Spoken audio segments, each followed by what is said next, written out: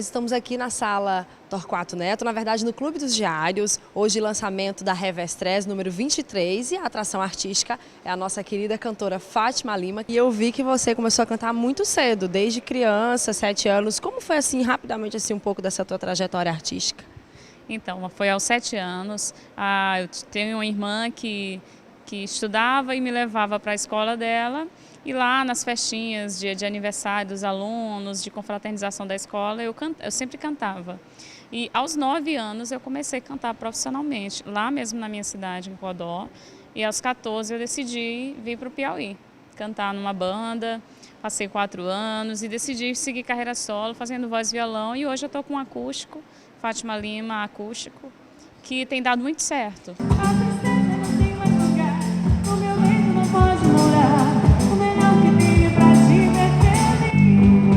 Fiz várias aberturas de show, parceria com vários artistas, Tânia Alves, Gerry Adriane, que são pessoas que marcam muito o estilo que eu gosto. Eu adoro abrir esses shows e ouvir essa coisa da Jovem Guarda.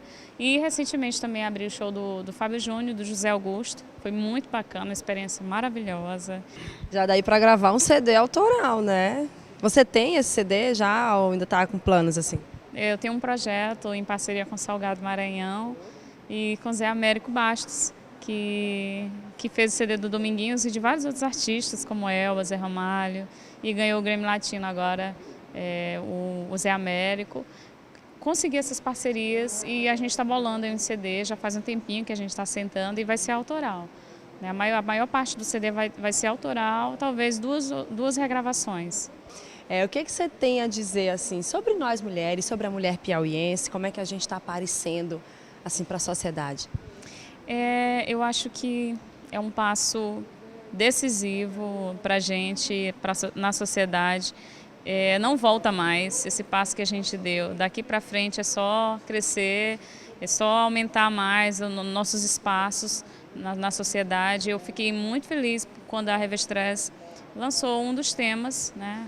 É o feminismo, e é muito importante tratar disso hoje. Todos os dias isso tem que ser tratado, porque infelizmente ainda existe preconceito, ainda existe injustiça, machismo, e a mulher precisa batalhar ainda bastante pelo espaço, mas já garantiu muita coisa. Mulheres de todo o Piauí, eu compartilho com vocês toda essa batalha, essa nossa luta. Eu como cantora passo por dificuldades, alguns preconceitos, assédios, e sei de muitas dificuldades que a gente passa no dia a dia, no trabalho, porque eu também sou secretária executiva, então tem muitas situações desagradáveis que a gente precisa vencer, a gente precisa se unir e estar constantemente abordando esse tema, né? Colocando em prática tudo que for possível para quebrar esses tabus com relação ao machismo, ao preconceito contra a gente. Empoderem-se, hein, mulheres, não é isso? Com certeza. Obrigada, Fátima, sucesso para você. Para nós. Obrigada. No seu mestrado, produziu um livro, Jornalismo em Mutação, e a gente vai começar falando desse livro. O que foi que abordou você, Samária, a produzir esse livro? O livro Jornalismo em Mutação, ele é resultado da minha dissertação de mestrado, né, que eu fiz aqui na Universidade Federal, com a orientação da professora Jaqueline Dourado. E aí o jornalismo em mutação, a gente lança um olhar, aborda a produção jornalística das últimas décadas, né, que tem algumas configurações muito próprias, né, influenciadas pelo avanço do capitalismo. Né? Aí a gente observa e elenca algumas dessas mutações que estariam acontecendo, mutação em relação a um conceito clássico de jornalismo. E o foco foi a nível de Brasil, foi mais a nível de Piauí? A nível geral, né? Mas com exemplos, né? Eu trago muitos exemplos para que fique fácil para a pessoa localizar e se situar, né? Tanto que eu considero que interessa não só alunos de jornalismo ou de publicidade, mas a qualquer um, porque todo mundo está em contato com os meios de comunicação e com a produção dos meios de comunicação, e é bom a gente olhar e refletir um pouco sobre o que a gente tem visto. Estou indo para a UNB, né, fazer doutorado, e assim, nesse jornalismo em mutação eu já falo de processos e práticas em jornalismo e lanço um olhar rápido sobre o jornalista, né, a figura do jornalista, o profissional de jornalismo. No doutorado eu pretendo aprofundar a visão sobre o jornalista, né, o perfil do jornalista. No seu ambiente de trabalho, que é acadêmico, né, e geralmente é um público bem heterogêneo, né? Tanto de idades como de pensamentos. Você conseguiu buscar, teve inspirações desse seu público? Eu adoro dar aula, né? E aula de jornalismo, que é o que eu gosto de estudar. E a aula é uma oportunidade da gente estar discutindo jornalismo, e aí a gente está sempre conversando e os meninos comentam exemplos que eles veem, trazem questões, é muito importante. É um momento mesmo de discussão uma discussão muito contemporânea, né? Que é em cima do que a gente está vendo e vivendo. E aí você falou de capitalismo, né? A gente percebe que com o capitalismo tudo se compra, né? Tudo se vende, assim. E você acredita que de que forma é que as pessoas estão produzindo, por exemplo, para a TV, né? A gente vê muito programa de entretenimento e que são repetidos, né? A nível nacional e que, enfim, muitas pessoas criticam, mas tem um público muito grande, né? Tem uma audiência muito grande e a gente vê isso sendo reproduzido também em outros estados, né? De que forma você vê isso?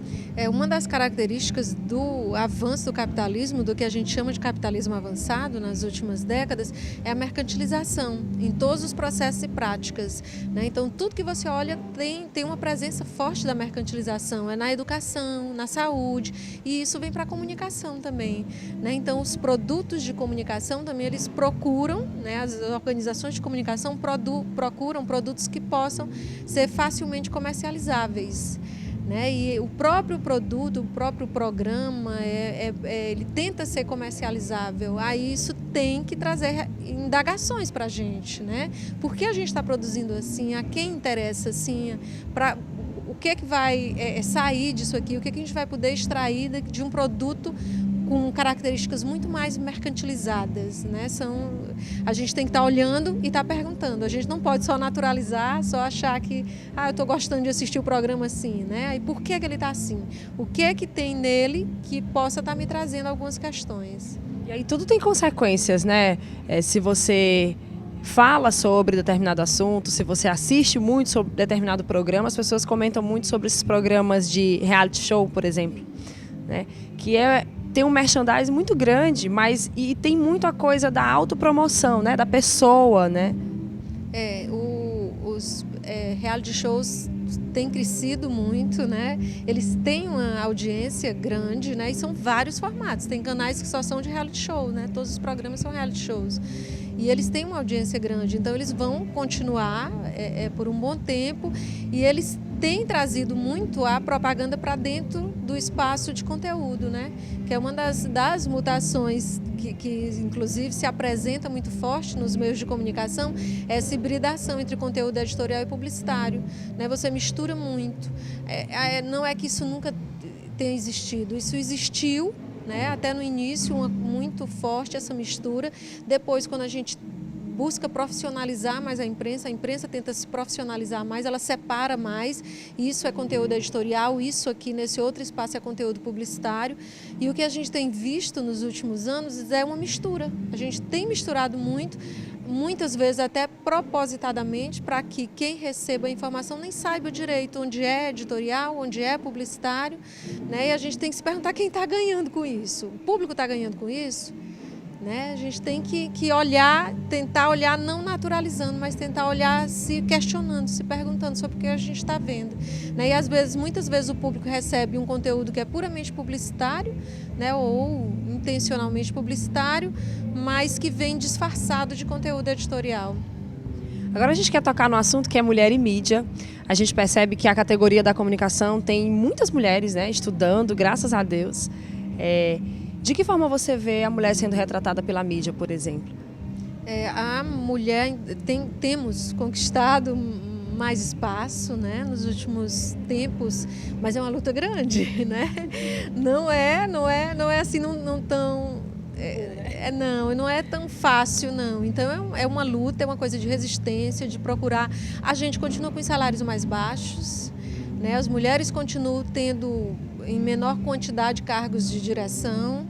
Então é uma questão de briga de espaço mesmo e de conquistas de espaço, né? Uma política de conquistar, ceder e tentar encontrar espaços e negociar espaços e tentar se colocar. Mas eu acho que a gente tem mais espaço, mas ainda tem muita coisa.